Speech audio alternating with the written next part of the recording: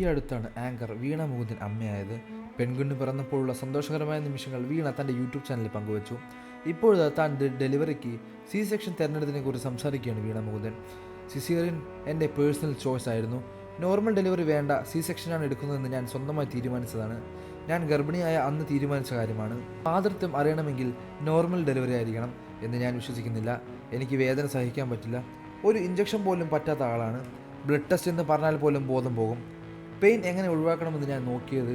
വേദന ഒട്ടും പറ്റാത്തത് കൊണ്ട് എപ്പിഡ്യൂറൽ എടുത്തിരുന്നു.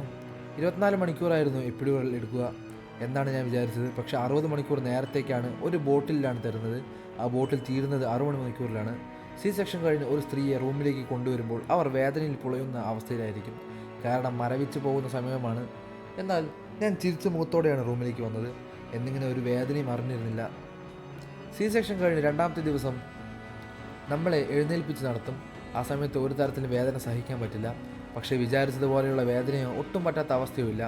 എപ്പിഡ്യൂറൽ 60 മണിക്കൂർ ഇട്ടതുകൊണ്ടാണ് സെക്ഷന് പുറമെ എപ്പിഡ്യൂറലും കൊണ്ടാണ് എനിക്ക് വേദനയിലായിരുന്നത്. 60 മണിക്കൂർ കഴിഞ്ഞ് എപ്പിഡ്യൂറലിൻ്റെ എഫക്റ്റ് തീർന്നു. ആ ചെറിയ വേദനയിൽ തന്നെ ഞാൻ കരഞ്ഞു തുടങ്ങി. ഡോക്ടറെ സഹിക്കാൻ പറ്റുന്നതെന്ന് പറഞ്ഞ് വാവിട്ട് കരച്ചിൽ.